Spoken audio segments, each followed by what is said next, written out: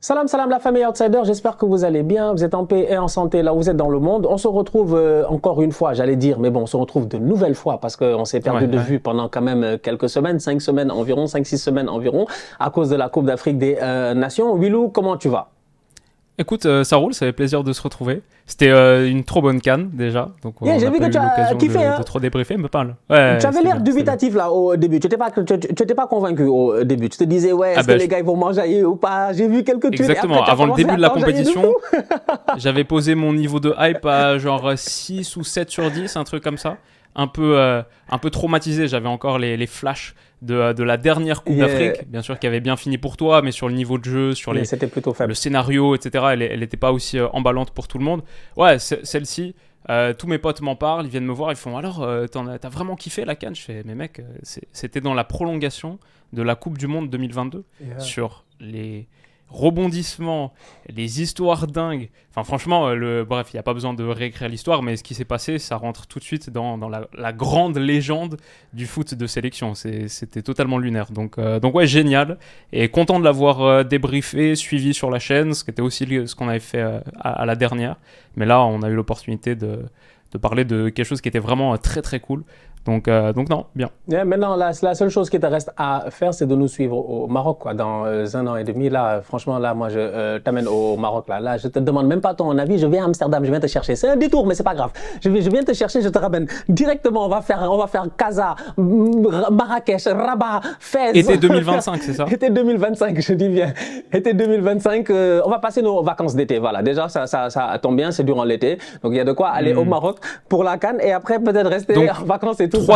trois étés d'affilée sans repos. Euro Ouais. 2024, Cannes Ouais, 2025, Coupe Coupe du du Monde Monde 2026. 2026. Voilà, et je te dis, On verra parce que vous avez tendance en Coupe d'Afrique à annoncer des dates de tournoi et après à les changer 3 mois plus tard. ils sont Donc capables. je book pas encore mes billets d'avion pour le Maroc été 2025. Ça Non. pourrait switcher à Et l'hiver. j'espère qu'ils on vont se connaît. gérer parce que là en ce moment il y a la Coupe du Monde des clubs de la FIFA là qu'ils veulent nous mettre l'été Aussi, prochain, ils veulent c'est nous foutre vrai. un peu le bordel. Donc j'attends de voir c'est quoi les dates de la Coupe du Monde des clubs.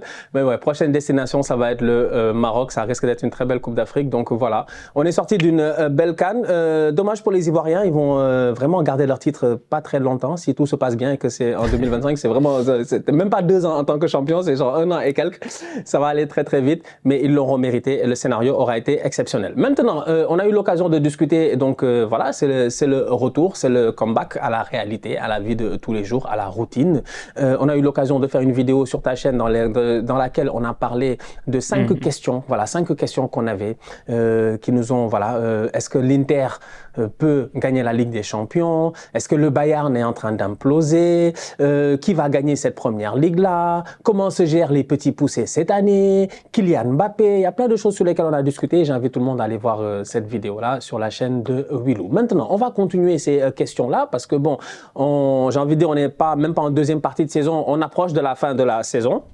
Puis cette année, la saison elle finit tôt. J'ai vu qu'en Angleterre, je pense que le dernier match, c'est genre début mai ou un truc comme ça, genre mi-mai, je pense à cause de la Ligue des Champions et de l'Euro. Donc ça fait que contrairement à l'année passée, on avait une saison qui avait fini plutôt tard, si je ne m'abuse, avec la finale de Ligue des Champions qui était après c'était après le 1er juin en tout cas. Elle Ouais, finit à cause de la Coupe du Monde, ouais. effectivement. Ben, cette année, c'est totalement différent. Donc moi, j'avais un premier point, une première question sur laquelle j'avais envie de parler, c'est de dire. En fait, ma question, elle est un peu simple. Elle est un peu simple et un peu complexe. On va commencer par le Real Madrid et un joueur que moi, j'affectionne particulièrement. C'est Luka Modric qui est en train son contrat se termine cette année, en fin de saison. Durant ces dernières années, on a vu un Real qui a renouvelé le contrat de Modric 1 an à la fois. C'est peut-être la fin de Luka Modric. J'ai envie de dire le dernier samouraï, peut-être, avec Toni Kroos. En tout cas, un de ces derniers joueurs-là qui aura peut-être tout vécu avec le grand Real Madrid, qui aura dominé la BBC, Benzema, Cristiano, etc. et tout. On a eu ce milieu de terrain exceptionnel qui nous a bluffé pendant plusieurs années et qui a ramené aussi cet équilibre et cette concurrence-là. Casemiro, Toni Kroos et puis Luka Modric. Heureusement qu'ils étaient là pour amener quand même de la concurrence à un autre milieu au niveau du Barça qui était tout simplement lui aussi exceptionnel pendant des années aussi. Et tout. Donc je regarde ça et je me dis Luka Modric est à la fin. C'est le dernier samouraï. Il se situe où dans l'histoire finalement quand il va finir sa carrière en termes de milieu de terrain? Parce que contrairement à d'autres, il ne faut pas avoir peur de le dire, tu vois, Xavi, c'est un grand joueur. Franchement, Xavi a été un très très grand joueur. Est-ce que Modric est meilleur que Xavi? Moi, tu me demandes objectivement, je dis non. Je pense que non, tu vois. Est-ce que Modric est meilleur que Iniesta? J'ai envie de dire, je ne sais pas. Il y a peut-être match, mais même en termes de rôle aussi, des fois c'est différent. Modric a eu des rôles peut-être un peu plus défensifs où il a été plus pertinent et Iniesta peut-être offensivement, etc. Donc, il y a des débats qui sont possibles et tout. Sauf que Modric, il a gagné un ballon d'or. Et c'est ça fait une très grosse différence. Modric a fait une finale de Coupe du Monde et et il a fait 2 fois dernier carré de Coupe du Monde. Luka Modric, ça a été un leader en équipe nationale. La plupart des joueurs qui en parlent même du rôle de mentor de Luka Modric. Luka Modric, c'est un joueur qui, la dernière fois, je voyais une entrevue de Livakovic qui en parlait et qui disait qu'après le match qu'il a fait en Coupe du Monde où il nous arrête les 4 pénaltys là, ou un truc comme ça, Livakovic, si je me rappelle bien. Il nous fait un match exceptionnel. Il dit que je pense que c'est dans le truc des capitaines là, qui est sur Netflix, où on parle des différents trucs de la truc. Et t'as Modric qui parle avec lui à un moment donné en lui disant, parce que le boy était pas en confiance, il allait peut-être perdre sa place en équipe nationale, sa place de numéro 1. Et t'as vraiment Modric qui s'assoit avec lui en lui disant, mais boy, tu es fort. Arrête de penser que tu es nul. Tu es bon. N'aie pas peur. Aie confiance en toi. Après, aujourd'hui, quelques années plus tard, on voit des boys comme des Vinicius, des boys qui étaient voués à être des tocards, mais qui aujourd'hui sont des superstars. Vini, il fait des trucs des fois sur le terrain, tu te dis, mais ça, c'est Modric. Mais des externes, depuis quand Vini fait des externes? On va me dire, oui, l'externe n'appartient pas à Luka Modric, on est d'accord. Mais c'est-à-dire que s'il y a un gars qui est au Real Madrid durant ces dernières années, jusqu'à même, je me rappelle que quand Benitez est arrivé, à un moment donné, apparemment, Benitez lui avait dit, fais attention aux externes, il se pourrait que tu te fasses mal, tu te blesses ou que tu te foules la cheville ou un truc comme ça. C'est pour dire à quel point on sait que Modric a cette capacité-là de pouvoir transmettre. En fait, je pense que c'est peut-être un très bon pédagogue. Il sait retransmettre, il sait apprendre, il sait, comment on appelle ça, permettre aux autres d'apprendre de lui. Et ça, c'est sa force. Donc, on peut le situer où dans la hiérarchie des grands milieux de terrain dans ce monde-ci? Moi, je pense qu'on peut le situer dans le Panthéon, carrément. Si c'était que moi. Modric, moi, je le mets dans le panthéon du football. Je mets de côté toutes les rivalités Barça-Real parce que je sais qu'il y en a beaucoup. Il y en a beaucoup qui sont dans le trollage et tout, etc. Mais je mets tout ça de côté. Et pour moi, Luka Modric est un joueur hors norme. Et aujourd'hui, dans la transition du Real Madrid, je pense qu'il a été un pion essentiel. Et c'est ce qui permet à ce Real-là, bizarrement, même dans des années de transition où les choses pourraient être nébuleuses, d'avoir des joueurs des jeunes joueurs qui performent parce que derrière, tu as une arrière-garde qui accepte son rôle. Avoir un Modric qui s'assoit sur le banc aujourd'hui au Real, qui ne pose pas de problème. Tu l'envoies à l'échauffement. Même la dernière fois, quand Ancelotti dit que moi, Modric, j'ai trop de respect pour lui, je ne peux pas l'envoyer à l'échauffement parce qu'il va s'échauffer pour rien. Et après, je ne le fais pas jouer.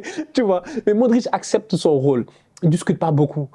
Il ne joue pas beaucoup, mais quand il joue, il est pertinent. Le week-end passé, il rentre, il claque le but de la victoire. Ça veut dire que c'est un joueur qui, pour moi, comme je dis, un fils de Dumbledore, 150 ans, avec l'âge, il est devenu encore de plus en plus fort et il a eu une carrière extraordinaire. Donc, ouais, je ne sais pas où est-ce que vous le placez dans la hiérarchie des milieux de terrain, mais pour moi, Modric, c'est le top du top. Bah, moi, je trouve ça assez dingue qu'un petit gars comme ça, d'1m72, qui est né dans un pays qui était à l'époque la Yougoslavie, qui est arrivé de Tottenham un peu sur la pointe des pieds, croate, on parle pas la même langue, bah c'est un des joueurs qui m'a le plus marqué en fait.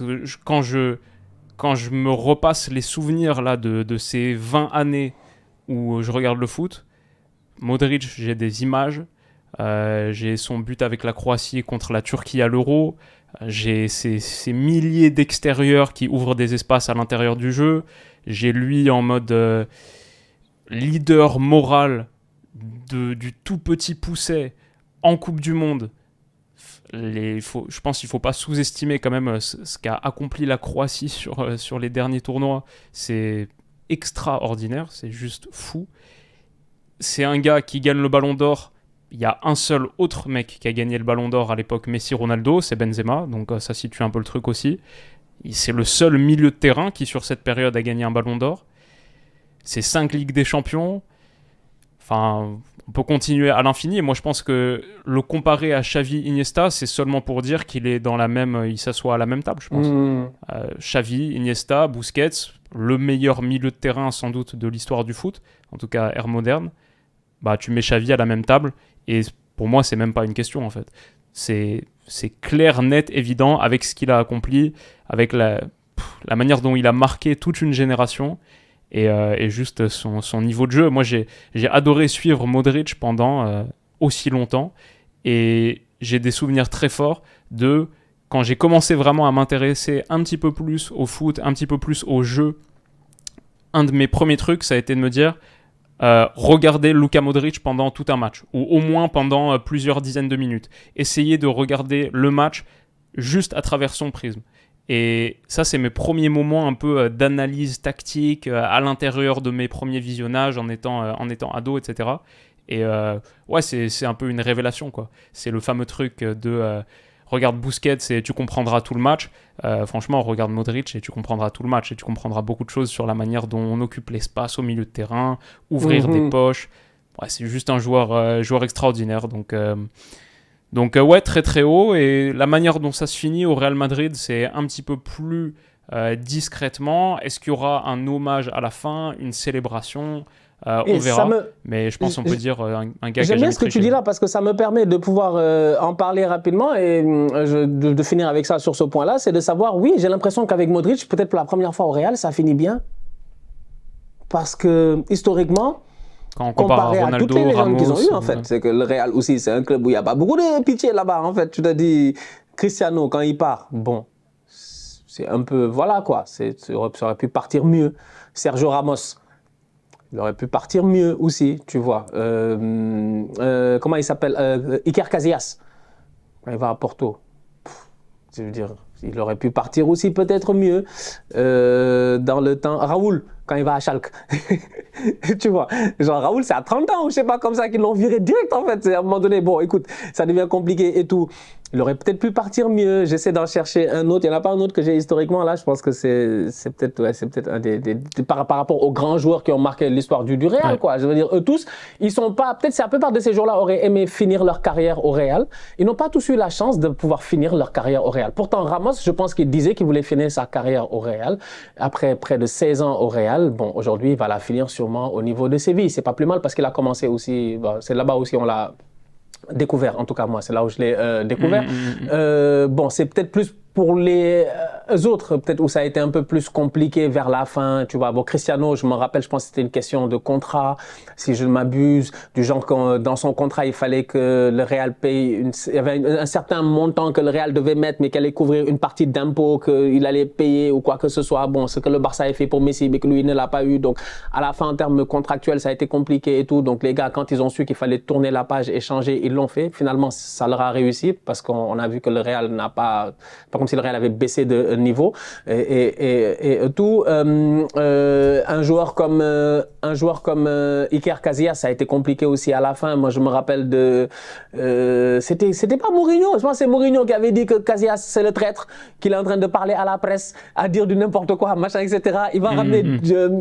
Ouais, ça se finit pas. C'était compliqué. Alors que là, t'as un Modric pour qui tu te dis, même ils sont en train de lui offrir peut-être une sortie dans le staff.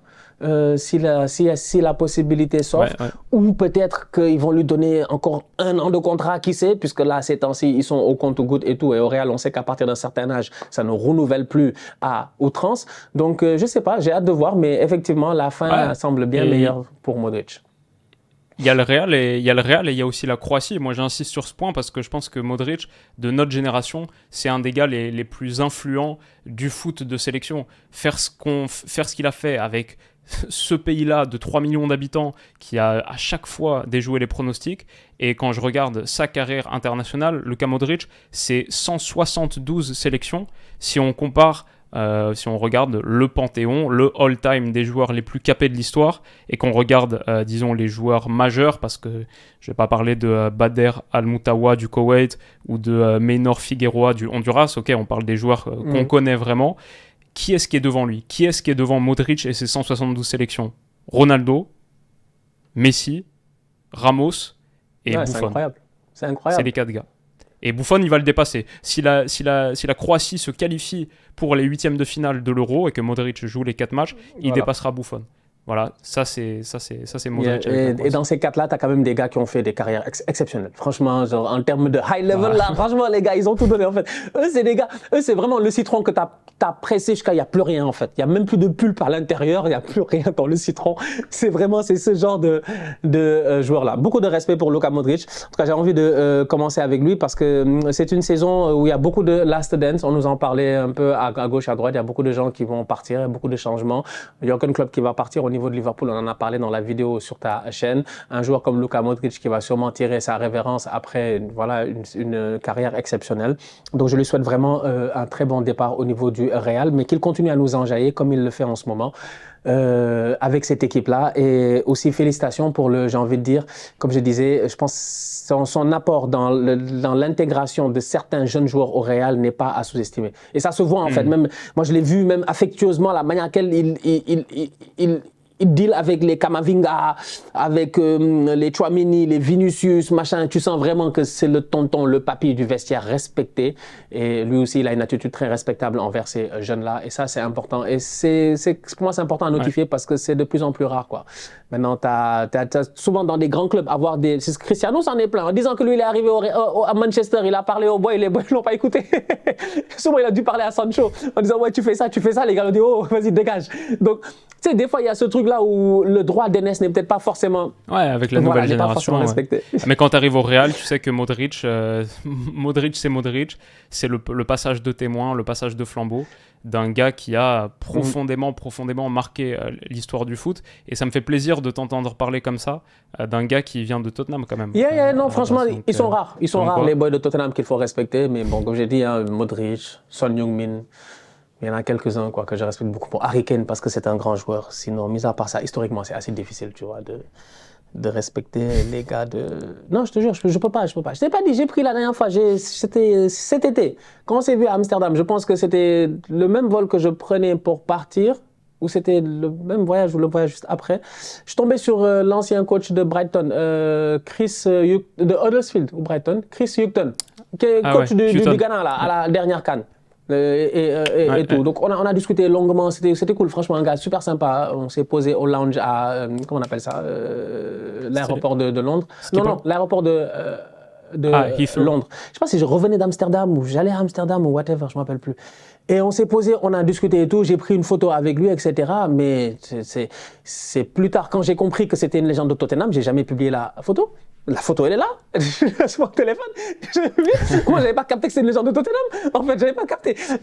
En fait, je discute avec le gars et j'ai mon survêt Arsenal. Et tout. Et à un moment donné, il y a un... Comme toujours, comme à chaque fois qu'on voit ça. Mon survêt Arsenal. Et là, il y a un monsieur qui arrive et qui est comme « Ah, you are Arsenal fan, why are you talking to him ?» et machin, etc. Moi, j'étais comme, qu'est-ce qu'il me raconte lui, etc. Et plus tard, j'ai capté qu'en fait, le tonton, c'était une légende de Tottenham, je savais même pas. Donc bref, et j'ai jamais publié la photo. Donc c'est pour dire qu'ils sont rares, les gens de Tottenham que je respecte. Si jamais tu vois Luka Modric à l'aéroport, t'arrêtes pas parce qu'il a joué à Tottenham. Non, t'inquiète, Luka Modric, que je vais faire plus que m'arrêter même. Je veux dire, c'est pas une photo, c'est une vidéo, on va faire ensemble. Donc voilà, Luka Modric, en parlant du Real, parlons du Barça, profitons-en. Il y en a un autre qui va partir, lui, qui était déjà parti, qui avait déjà pris sa retraite il y a quelques années. Il a pris sa retraite sur un high en plus. Il était au top de sa forme. Xavi, très très grand joueur de football, franchement. De temps en temps, ces derniers temps en plus, on l'insulte tellement en tant que coach que je me suis amusé à regarder encore quelques vidéos de Xavi. J'ai dit, ouais, mais Xavi était bizarre. Non, l'être humain a deux yeux, Xavi en avait 20 autour de la tête. Xavi était bizarre. Il avait des yeux, des endroits que tu comprends pas. Xavi, il voit des... Effrayant, cette image que tu m'as mise en tête. En fait. Je te dis, j'ai vu ça comme dans un film d'horreur. Je m'excuse, hein, franchement, je m'excuse parce que moi, je suis pas très horreur, je suis pas très truc, machin, etc. J'aime pas ça. En plus, les yeux de Xavi, ils sont assez... voilà, ils sont assez globuleux. Des vrais yeux, donc tu te dis que vraiment, le frérot, il a des orbites à des endroits. Les vins, il a des oreilles, il a des yeux. C'est bizarre. Moi, là, j'ai des frissons, j'en parle. Ça m'a fait bizarre. C'est le gars, il est trop fort. Il était trop fort, en fait. Il était juste trop fort. En fait, il y a une différence. C'est comme... Je sais pas si tu as remarqué. Moi, des fois, ça m'arrive. C'est bizarre. Tu commandes à manger. Tu commandes un truc à manger. J'ai peur. Tu manges la moitié le jour même. Et il y en avait trop et tu attends le lendemain ou le surlendemain, tu mets dans le frigo pour le remanger, ok? Pour terminer. C'est toujours meilleur le goût du lendemain ou du surlendemain que le goût du jour même quand c'est arrivé à chaud. Je sais pas pourquoi, c'est mental. C'est toujours meilleur. Je regoute l'affaire et je suis comme... Il me semble que hier, le poulet, il goûtait pas la même chose. Là, il goûte différemment. C'est la même chose avec Xavi, en fait, et tous ces grands joueurs-là. Que de temps en temps, tu t'amuses à regarder, tu te dis, on les a vus jouer dans leur prime, on était là, on était vivants, on était adultes en plus, donc c'est même pas comme si on était des enfants, on était bien là à regarder ces gars-là. Mais maintenant, quand tu les vois en rétrospective, c'est encore plus flamboyant. C'est encore plus, waouh, franchement, c'est Xavi, Iniesta, c'était quelque chose. Donc, Xavi va quitter le Barça à la fin de la saison. Finalement, l'aventure aura été courte et assez compliquée. C'est dommage, il est quand même champion en titre jusqu'à présent. Il est champion en titre. Bon, le titre risque de se jouer entre le Real et Girona, mais bon, plus le Real, même si le Barça, on ne sait jamais. D'un coup, que le Real enchaîne 3-4 mauvais matchs et que le Barça se gère, le Barça peut revenir au classement. C'est pas encore totalement cramé pour les Coolers. Ils ont ce match-là face au Napoli où finalement ils font match nul alors qu'en réalité ils auraient pu aller chercher la victoire. T'as un Barça qui gagne la dernière fois 4-0, tu sais pas, en fait tout est bizarre chez eux. Il y a des hauts, il y a des bas, il y a du talent et tout. Moi la question que j'avais c'est de savoir en fait qui va être le prochain coach du Barça parce que ça je pense que c'est un choix qui est très important. Il y a des shortlists qui ont été faites, je sais pas c'est quoi ton avis, on parle de Hansi Flick, on parle de Zerbi, on parle de Thomas Tuchel, je sais pas s'il y en a d'autres dont les gens ont parlé, mais on parle de comment ça s'appelle, de Sergio Conceição. On parle de Sergio Conceição, ouais. On te parle de l'autre de Girona aussi, Michel. Donc voilà, Michel, donc il y a des gars qui sont là. Est-ce que le prochain coach du Barça règle le problème? Qui va être le prochain coach? Je sais pas, moi c'est cette interrogation-là que j'ai par rapport au Barça. Et c'est la même que j'ai par rapport au prochain club dont on va parler. Donc la troisième question que j'ai, parce que pour moi c'est un peu la même chose. C'est des clubs qui nous ont fait des saisons extraordinaires. Franchement, l'année passée, c'était la meilleure défense, c'était l'Inter, quoi. C'est le Barça, ça encaissait pas. Ter Stegen a failli battre le record de clean sheet et tout. Si en fin de saison, il faisait un peu plus d'efforts. Donc, c'était vraiment exceptionnel l'année passée. Un Barça totalement redynamité, changé. Et on se disait que cet été, avec le recrutement et tout, ça va aller. Ils ont ramené Cancelo, ils ont ramené Félix. Et même malgré ça, ça n'a pas été suffisant. Donc, le prochain coach du Barça et ses challenges, d'après toi, c'est qui? Moi, je sais pas. Moi, franchement, je sais pas. Moi, ce club-là commence à me décourager. Franchement, il y a aucun nom qui me fait vraiment kiffer, dans le sens où il y a aucun nom où je me dis ah ouais, ça c'est bon, au Barça ça marche.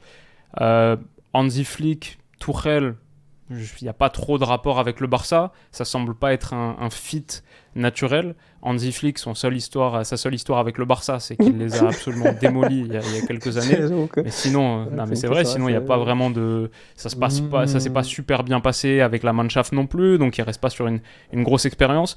Thomas Tuchel. Par exemple, pour Hansi Flick, excuse-moi de te couper rapidement. Pour Hansi Flick, on te dit que de ce qu'on nous dit, c'est la mentalité allemande dans un club où il y a eu beaucoup d'Allemands aussi, où il y en a en ce moment aussi, des Ter Stegen, des Gundogan, bon, des gars qu'il a eu l'occasion de connaître et tout. Voilà, retrouver un Lewandowski qu'il a coaché à l'époque.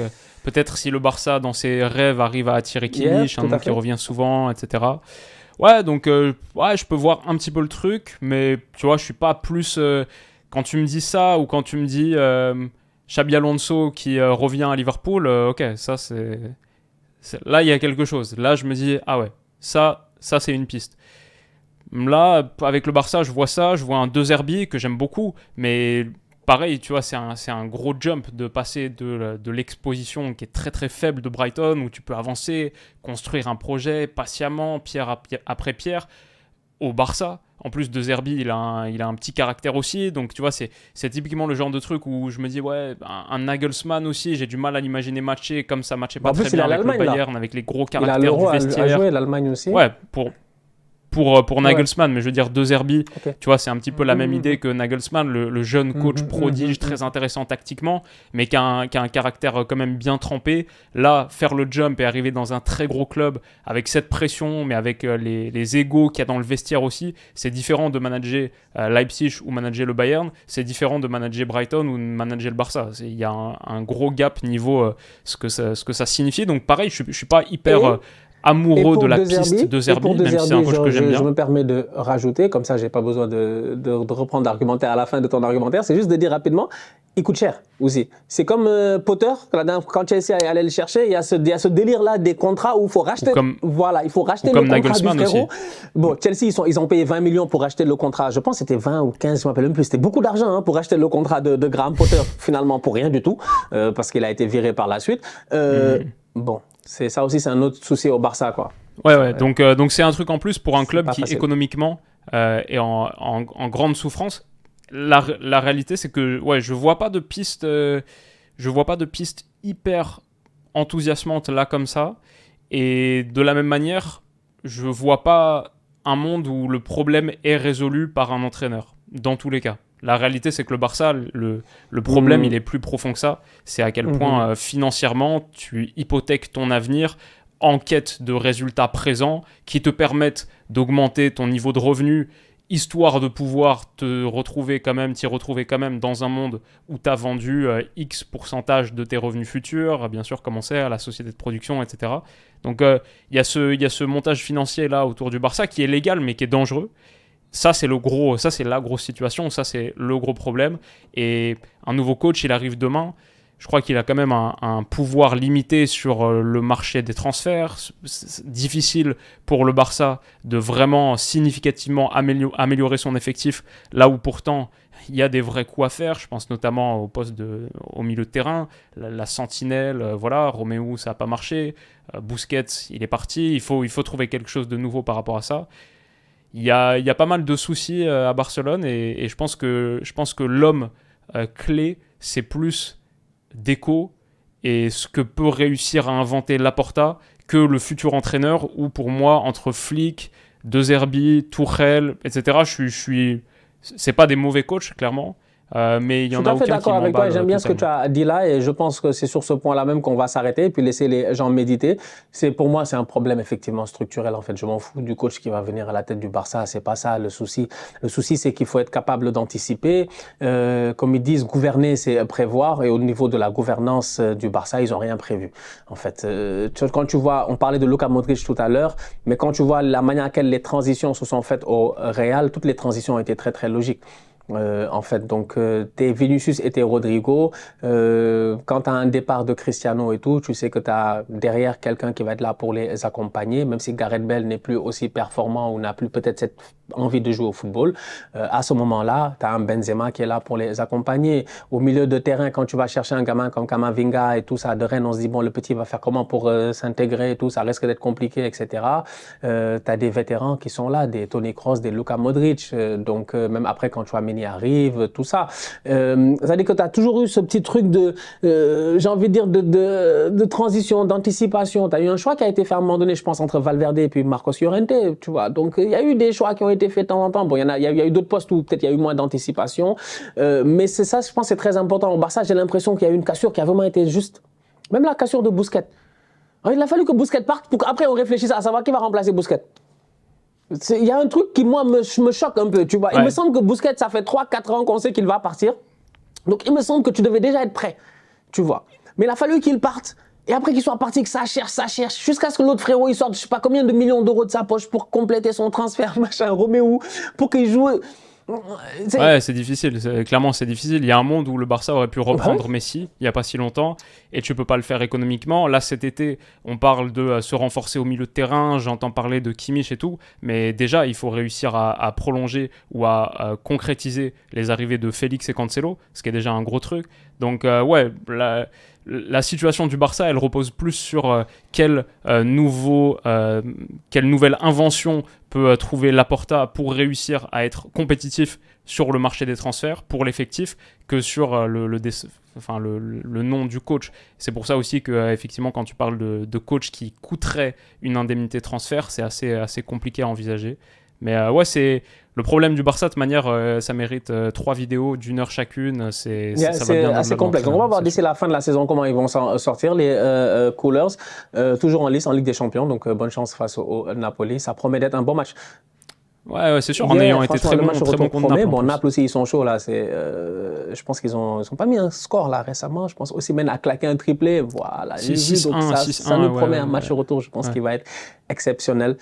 Donc, bonne chance à eux et on va voir d'ici la fin de la saison qui va remplacer Xavi, quelle va être la dynamique pour la saison prochaine. Est-ce que structurellement parlant, en tout cas au niveau de la gouvernance, de meilleurs choix vont être faits pour préparer l'avenir. Un autre club qui, l'année passée, a fait une belle saison, comme celle du Barça. Bon, même si en fin de saison, on a senti un peu les limites. Ils n'ont pas fini...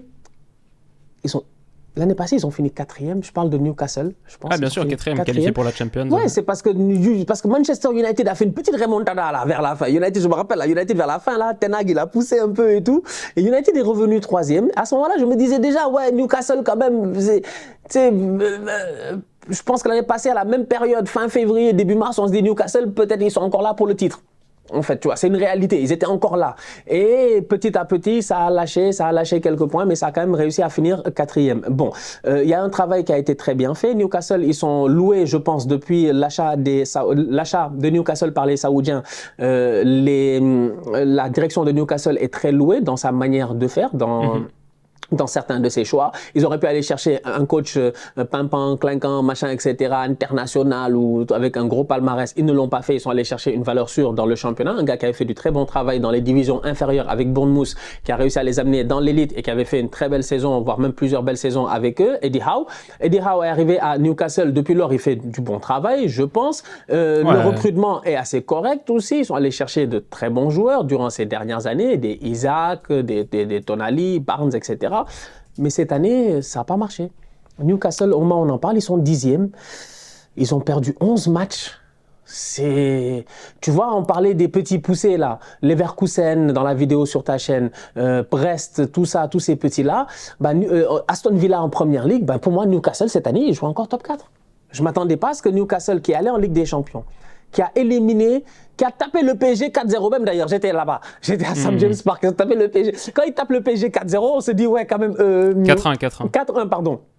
C'est vrai, je pense qu'il y a le but du boy Hernandez, non? Je pense, ou un truc comme ça. 4-1, tu te dis mais qu'est-ce qu'ils veulent eux? En fait, ils veulent quoi concrètement? On est en début de saison, on est en octobre. 4 buts face au PSG, un match avec une grosse intensité. Tu vois les gars, ça presse à gauche, ça presse à droite, des tacles, ça soulève le public. J'avais rarement vécu une ambiance comme ça dans un stade. Franchement, un des plus beaux matchs que j'ai fait peut-être durant ces dernières années, c'est Newcastle Paris Saint-Germain. Après, tu vas en Carabao Cup, je pense, tu élimines les deux Manchester. Pour après te faire éliminer comme du n'importe quoi. Mais ils se foutent de qui eux? Ils ont tapé City, ils ont tapé United, je dis quand même. Ils ont tapé Arsenal en début de saison, même si nous on s'en rappelle, le match, il y avait eu cette polémique-là, le ballon était sorti, n'était pas sorti. C'est-à-dire que c'est un Newcastle qui nous a montré des choses exceptionnelles quand même au courant de cette saison quand même. Il nous a toujours montré qu'il y a la fibre de l'année passée, mais qui derrière...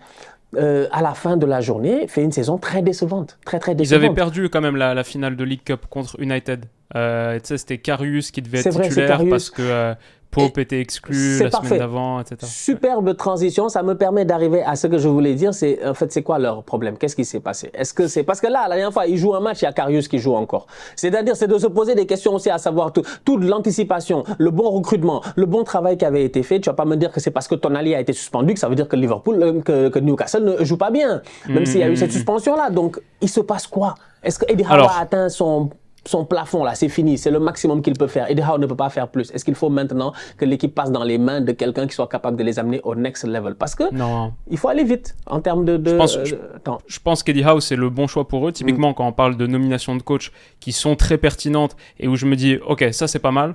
Newcastle, Howe, pour moi, c'est génial. C'est comme Xabi Alonso s'il va à Liverpool. C'est comme Arteta quand il arrive à Arsenal. Il y a vraiment quelque chose à construire avec un gars qui peut s'ancrer dans le projet de Newcastle pendant longtemps. J'ai regardé la série. Il s'entend super bien avec l'équipe dirigeante aussi. Non, franchement, là, c'est pour moi, là, c'est le truc qu'ils ont réussi. Après, Newcastle, 10e cette saison, il y a beaucoup de raisons. La première, c'est la Première Ligue. Enfin, c'est juste le truc bateau à rappeler. C'est qu'en PL, il y a 10 équipes qui se battent pour le top 4 et parfois, tu es 10e. Donc ça, c'est juste quelque chose à poser là d'emblée. C'est pas comme si tu fais 10e en Ligue 1. Regarde le 11e, il ne doit pas être 11e. Mais bon, ça fait 2 ans qu'ils sont 11e. On dirait qu'ils n'ont pas bougé. Entre l'année passée et maintenant, pour la parenthèse, quand tu dis il y en a 10 qui se battent, il y en a même en bas derrière Chelsea, tout ça, les pauvres. Donc c'est très costaud. Tu as genre 11, 12, 13 équipes sur les 20 qui dépensent 100, 150 millions sur chaque mercato estival. Donc voilà, ça c'est déjà le niveau de compétition. La chose évidente, c'est qu'ils ont souffert de la Ligue des Champions. Ça, c'est un truc qu'ils n'étaient pas habitués à jouer avant. Là, ils ont eu 6 matchs dans le groupe le plus homogène et aucun match était donné. Ok, tu bats le Paris Saint-Germain au Parc des Princes 4-1, mais après il y a le retour, il y a 2 fois l'AC Milan, il y a 2 fois Dortmund. Donc dans ces matchs-là, tu laisses de l'énergie et aussi un peu d'influx nerveux. Mentalement, je pense que c'était les grands moments pour lesquels cette équipe s'était battue la saison dernière. Tu te qualifies pour la Champions, Newcastle qui retrouve l'Europe et la plus haute estrade européenne pour la première fois depuis 20 ans. C'était un vrai moment de célébration du club. Ok, bah maintenant tu vis ce moment, quitte à délaisser mentalement un petit peu le championnat. Ça a coûté aussi des ressources parce que physiquement, il y a eu beaucoup de blessures. Franchement, Newcastle a rarement pu compter sur son meilleur 11, sans même parler de la longue suspension de Tonali. Un gars sur lequel tu as mis 65 millions d'euros et qui est très vite suspendu pour toute la saison, ça fait mal aussi. Ça, c'est clairement un des gros paramètres. Tout à fait. Et enfin, je pense, la saison dernière, moi j'ai fait cette longue vidéo sur la fin de saison de Newcastle, la note sur 20 de Newcastle, et je parlais de tout ce qu'ils avaient bien fait, mais aussi de tout ce qui était un peu ric-rac.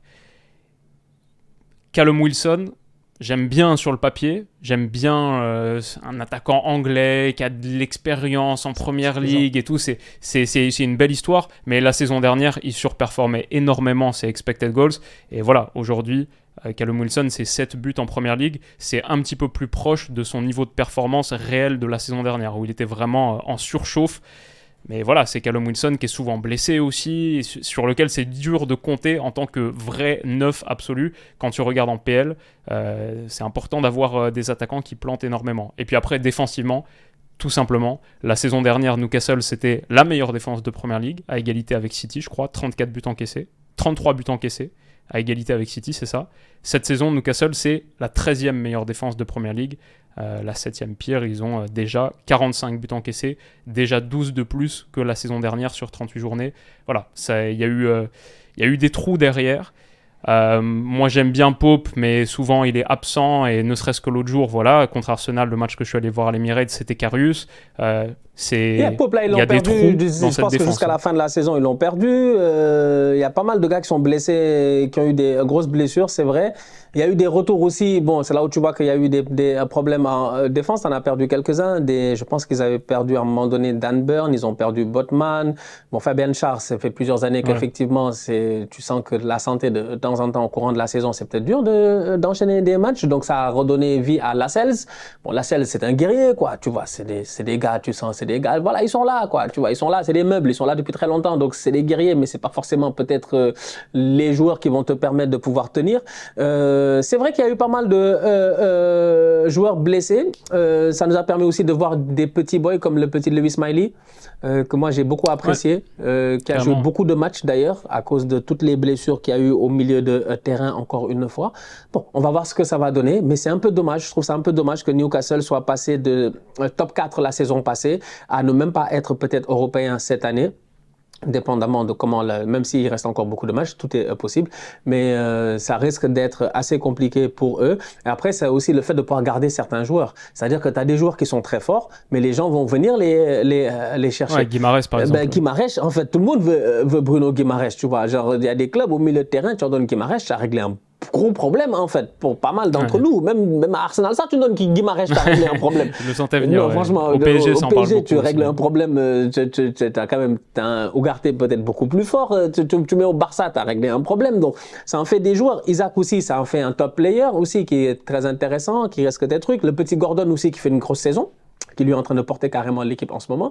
Donc, je sais pas. Moi, il y a ce truc-là au niveau de Newcastle qui m'a un tout petit peu déçu, parce que comme je le dis encore une fois, après ce début de saison où tu te disais, ouais, je sais pas, en Ligue des Champions, il y avait ce truc-là, on se disait, il y avait moyen. Même leur premier match qu'ils jouent face à l'AC Milan, je pense que ils font match nul. T'as Pope 0-0, mais il joue pas bien. Il joue pas bien. Il y a Pope qui fait l'AC Milan vraiment meilleur. Et Pope, il fait un match exceptionnel, je me rappelle. Pope fait un match et je me dis, ouais, ça, c'est mes bandits de première ligue. Je me dis, ça, c'est mon équipe. Je sens que eux, ils vont fatiguer les gars. Ils ont pas forcément l'expérience, tout ce qu'il faut, même le talent pour ce niveau-là. Mais ils ont la hargne, en fait. Et après, tu vois le deuxième match, donc, du coup, après le 0-0 face à Milan, le deuxième face au PSG, chez eux, qu'ils gagnent. Et moi, ça me conforte dans mon idée en me disant, mais en fait, Newcastle, ils peuvent nous faire une saison de merde, mais ils vont se battre sur des matchs décisifs, en fait. Ils peuvent le faire parce qu'il y a ce truc. Et là, c'est pas le cas. Là, c'est très décevant. Même la dernière fois face à Arsenal, franchement, je m'attendais à un match plus compliqué. Tu me parles de matchs qui font peur un peu. Newcastle, ça faisait peur. J'avais un peu peur. Je me disais, bon, c'est jamais et tout. Mais ça tapait facilement. Ouais, ils n'ont pas vu le jour. Et donc, mais moi, j'allais sur les forums des supporters de Newcastle saison dernière pour faire ma vidéo justement récapitulative de leur exercice 2022-2023, la projection et tout. Honnêtement, les supporters étaient assez... c'est pas pessimiste, mais juste un petit peu... ils attendaient pas beaucoup plus de cette saison que ce qui s'est passé. Alors, ils espéraient plus, bien sûr, parce qu'à la fin, ça finit 4e du groupe de Ligue des Champions. À la fin, là, comme on dit, ils sont ventre mou de Première Ligue. Mais personne ne se voilait la face sur le fait que répéter top 4 était un objectif genre obligatoire. Franchement, ils sont encore très tôt sur leur parcours d'équipe qui a été racheté par un fonds souverain et qui essaye de passer les étapes petit à petit. Je vais dire un truc basique, mais Eddie Howe, il avait jamais entraîné de match européen de sa carrière avant cette saison. C'est une saison d'apprentissage pour Newcastle. Et je pense honnêtement que du coup, avec le niveau de pression qui est quand même un petit peu plus bas, que dans d'autres équipes de PL, que dans d'autres clubs de PL, avec dans l'ensemble la météo qui reste intéressante. Enfin, franchement, l'avenir de Newcastle, je pense qu'il est assez radieux quand même, contrairement à ce qu'il y a dans la ville de Newcastle. Bah, franchement, je pense que saison difficile comptablement, saison difficile sur le plan des résultats, mais saison d'apprentissage qui va compter. Et si tu réussis à garder ton core de joueurs et que tu te renforces, comme les gros clubs de Première Ligue peuvent le faire désormais, à coût de 150 millions d'euros par intersaison, ce que Newcastle a dépensé sur le dernier intersaison, 150 millions d'euros d'achat, et peut-être demain, ton Tonali revient, et le prochain joueur que tu prends à 60-70, il n'est pas suspendu toute la saison. Peut-être on écrit une histoire différente sur Newcastle 2024-2025. Ouais, c'est vrai que le recrutement sur le papier était assez pertinent. C'est dommage qu'Harvey Barnes soit blessé alors que bon, c'est un très bon joueur. Aussi, ouais. Et tout, donc c'est vrai que sur le papier c'était assez intéressant. Et puis ouais, effectivement, Tonali, bon, c'est dommage, mais il ne s'est pas géré, donc il a été sanctionné. On attend de le voir la saison prochaine. Les gars sont de retour et quand ils reviennent, ils sont en forme. C'est comme Ivan Toney, il est revenu de sa suspension pour la même raison et direct qu'il a commencé à performer à 4 débuts et tout, au top de sa forme. Donc on va voir ce que Tonali va amener l'année prochaine dans cette équipe de Newcastle. Prochaine équipe sur laquelle on va... Prochain point sur lequel on va parler, on a parlé de Luka Modric, de sa dernière saison au Real et aussi du départ de certaines légendes. On aura parlé aussi de Xavi du Barça qui va le remplacer. Là, on vient de parler de Newcastle. Il me reste 2 sujets. J'ai envie de parler. On va rester en Angleterre. Comme ça, on va finir avec le Kylian. On va rester en Angleterre. C'est par rapport à la Carabao Cup qui vient d'être gagnée par cette équipe de Liverpool-là. En fait, ma question, elle est simple. Quelle est la pertinence encore d'avoir 2 cups? Ça nous fatigue, je trouve. Franchement, c'est pas pour enlever le titre des autres. La Carabao n'est pas une cup qui a intéressé Arsenal historiquement même déjà. Quel que soit le nom qu'elle ait eu à porter avant, Carling Cup ou whatever it was named before, c'est pas une coupe qui a vraiment intéressé Arsenal parce qu'Arsenal, pour nous, c'est toujours été la FA Cup, la coupe la plus vieille, même de l'histoire presque des coupes. 14 fois vainqueur de la FA Cup. Je pense que juste derrière, tu as Manchester United à 12. On va voir ce que ça va donner. Cette année, ils sont qualifiés, ils vont jouer face à Liverpool. Bonne chance à eux. Mais tu as une Carabao Cup qui, à chaque année, j'ai envie de dire, elle te rajoute certains matchs. Ton calendrier est chargé, tu la gagnes et je trouve qu'il n'y a pas, je sais pas, je réfléchis encore en fait à la pertinence de la Cup. Van Dijk en sortant, il nous a quand même dit they thought I was finished. J'étais comme bro, alors. C'était la Carabao quoi. C'est ok. Tu as fait un bon match face à Chelsea, tu t'es géré. On va te rappeler les attaquants de Chelsea quand même. Je veux dire, bon, Nico Jackson, ça va, ça va quoi. C'est bon. Je veux dire, à part Willow qui voyait que Chelsea, ils allaient avoir le meilleur buteur, les meilleurs joueurs et qu'ils allaient finir 2e du championnat. Pas de commentaire. Pas en fait. Chelsea, où est-ce qu'on les trucs? Donc quand Van Dijk me dit, wesh, il pensait que j'étais fini alors que j'ai fait un gros match à la fin de la rencontre. Jürgen Klopp, il est tout heureux, c'est vrai, ça dernière saison, donc on n'enlève pas, on crache pas sur les titres, mais j'ai lu un truc qui m'a un peu attiré mon attention sur la pertinence de la Carabao Cup, c'est de savoir quelle est la pertinence d'une coupe en sachant que le vainqueur de la coupe ces dernières années est toujours un club qui est déjà européen. Et que le fait de gagner la Carabao Cup te permet d'aller jouer la Conference League. Okay? Avant c'était l'Europa League, maintenant c'est la Conference League. Donc le fait de gagner la Carabao Cup te permet d'être européen. ces derniers temps, c'est soit c'est City, soit c'est Liverpool, soit c'est whatever. C'est toujours un United. Voilà. Donc c'est un club qui est déjà qualifié en Europe, qui gagne la Carabao. Ce qui fait que d'habitude, ça donne une place européenne au 7e ou au 8e, dépendamment de comment ça s'est passé. J'ai lu un truc que j'ai trouvé pertinent et j'aimerais bien avoir ton avis là-dessus. Est-ce qu'il ne faudrait pas que la Carabao Cup, si elle reste active, si on continue à la garder, contrairement à d'autres pays où ça a été annulé. En France, il n'y a plus de Coupe de la Ligue. C'est Coupe de France et puis voilà. Contrairement à des pays où il y a deux ligues et tout, si tu gardes ta Carabao Cup et que tu ne l'annules pas, est-ce qu'il ne faudrait pas faire jouer en Carabao que des clubs qui ne jouent pas les compétitions européennes ? Pour permettre à ce que le vainqueur de la compétition puisse avoir directement sa place en Europe et que ça rende peut-être la compétition un peu plus homogène, un peu plus intéressante. Parce que là, dans tous les cas de figure... Franchement, dans ce cas-là, autant la supprimer tout de suite, je pense. Parce que la raison en fait, pour laquelle... La pertinence. Moi, mon problème, c'est la pertinence de la Coupe jusqu'à aujourd'hui. Ouais, je pense que la pertinence, elle est simple. C'est que c'est un trophée qui a été créé, comme toutes les coupes de la Ligue, à un moment où la Ligue voulait avoir aussi son format coupe par rapport à la fédération. Genre la FA Cup, c'est la coupe de la FA, la Coupe de France, c'est la coupe de la FFF, etc. Et maintenant, c'est une coupe qui a vachement perdu en intérêt. Je vais dire encore plus. En Angleterre, c'est le seul pays des 5 championnats majeurs à avoir encore une coupe de la Ligue. Et pour moi, c'est encore plus incompréhensible quand tu sais que la FA Cup, tu as des replays. Ça, c'est une dinguerie. Alors ça, c'est le truc que je comprends pas. Le calendrier, il est déjà très chaud en Angleterre. Je crois qu'on pourrait se passer d'une deuxième compétition, en sachant qu'aussi en début de saison, tu as le Community Shield. Dans pas mal de pays maintenant, tu as des super coupes qui se jouent en Arabie Saoudite en milieu de saison sous format demi-finale, finale. C'est le cas en Espagne, c'est le cas en Italie aussi.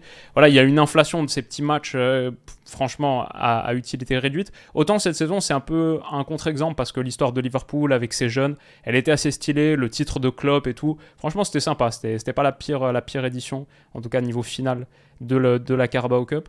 Mais ouais, moi, ma réponse à ça, c'est que c'est entièrement indispensable. Et si ça reste avec les gros clubs, c'est juste parce que niveau droit télé, ce serait impossible de vendre une compétition sans les clubs européens. Déjà, la Coupe de la Ligue, elle a cessé d'exister, pas parce que la Ligue et la LFP a décidé de prendre une décision forte pour le calendrier des footballeurs, etc. La Coupe de la Ligue, elle a arrêté d'exister parce qu'aucun diffuseur voulait l'acheter. C'était pas assez intéressant. Ça se vend pas.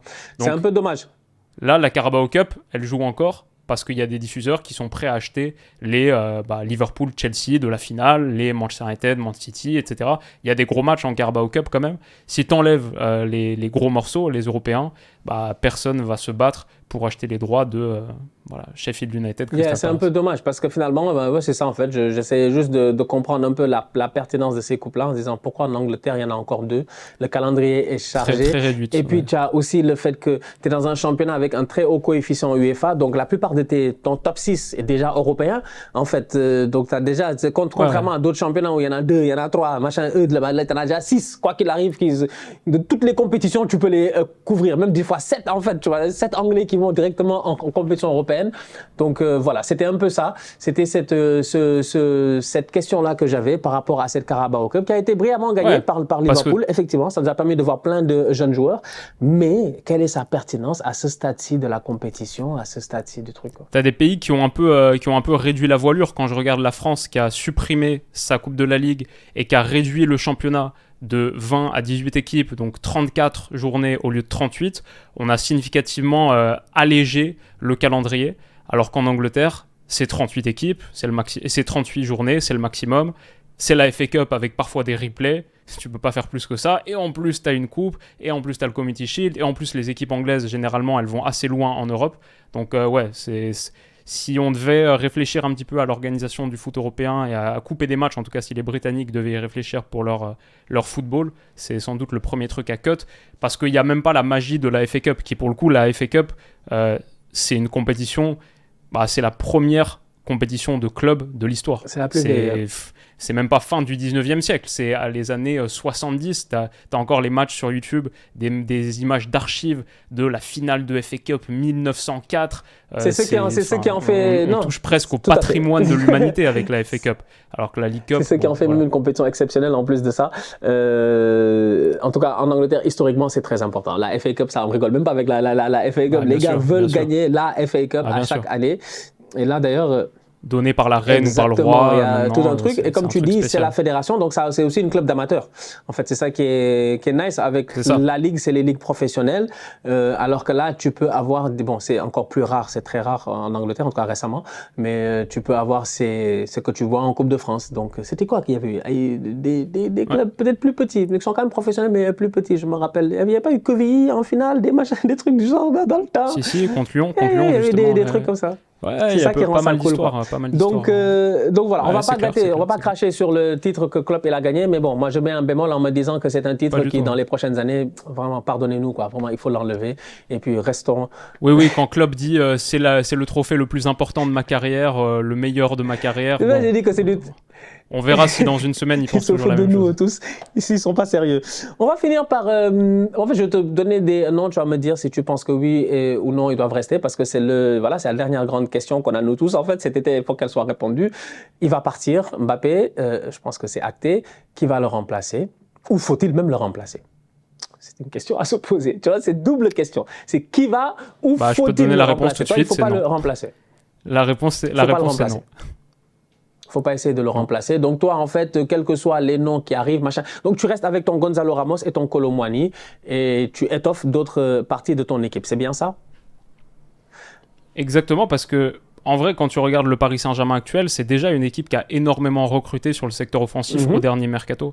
Et j'en ai fait toute une vidéo. Si demain Mbappé part et que tu laisses pas sa chance à Gonzalo Ramos, est-ce que tu peux vraiment te dire que tu as optimisé ou que tu as laissé la chance à ton investissement de 60 millions d'euros de montrer quelque chose? C'est pas sur un petit bout de saison. Même plus, je pense en plus. Même, je pense que c'était même plus, c'est pas 80-85, je pense que j'avais vu même.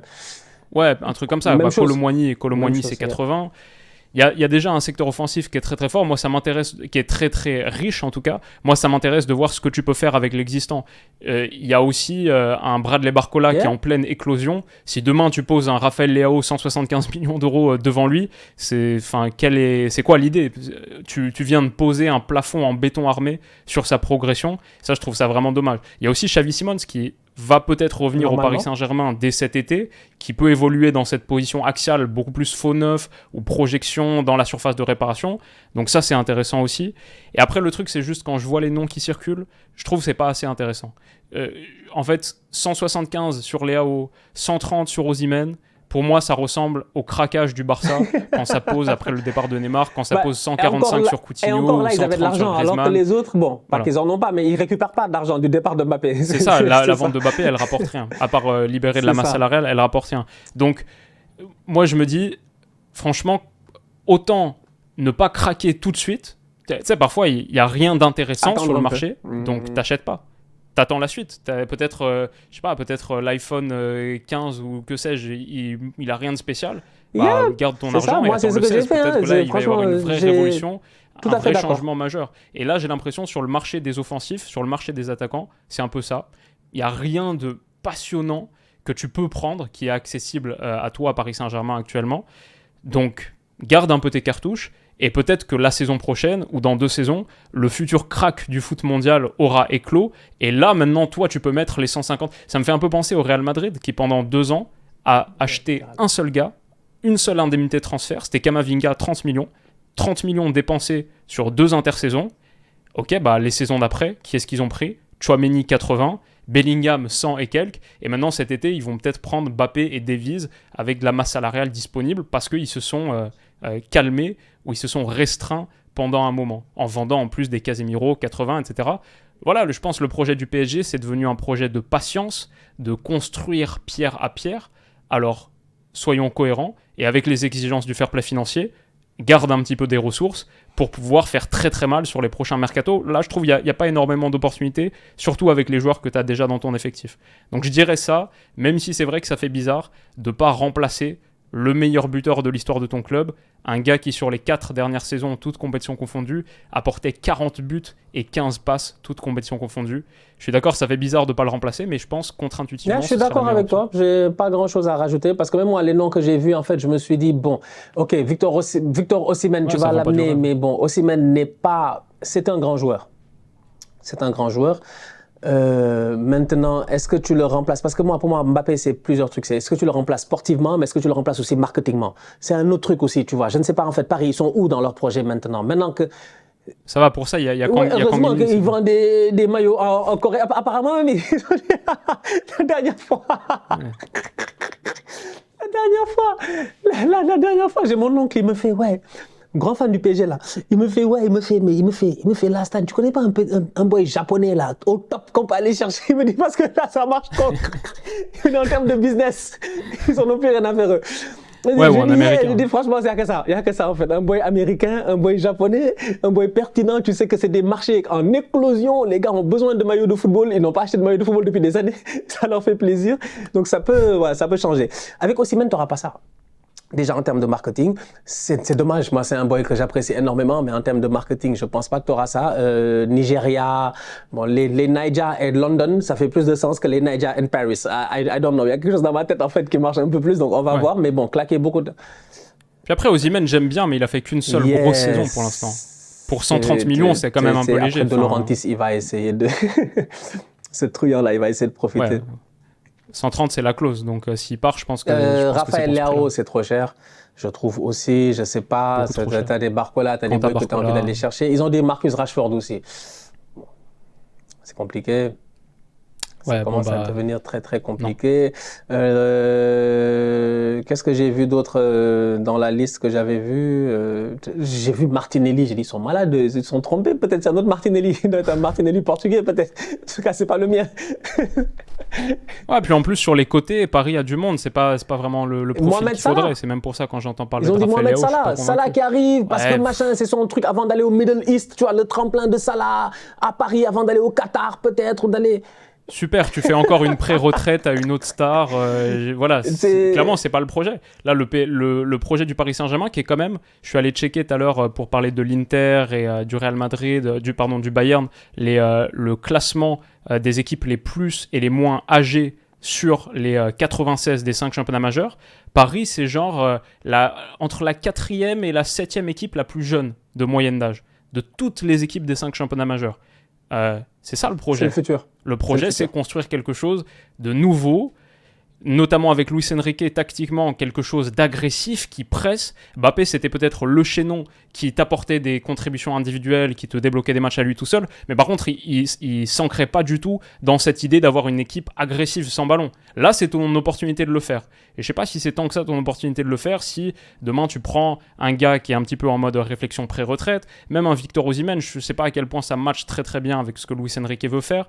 Là, je pense, avec l'existant, tu as des ressources. Gonzalo Ramos, c'est 97e centile, top 3% en Europe, des joueurs qui pressent le plus, qui ont le plus d'interceptions. Il sait faire du travail défensif. Si Xavi Simons revient, à Leipzig, il pressait. Colomboigny à Francfort, il pressait. Donc, tu as l'opportunité de construire quelque chose de tactiquement un petit peu plus cohérent. C'est vrai, tu as parfaitement raison. Et d'aller mettre parce qu'on nous dit 200 millions de masse salariale presque de libérer, d'aller les mettre sur des joueurs qui sont pertinents.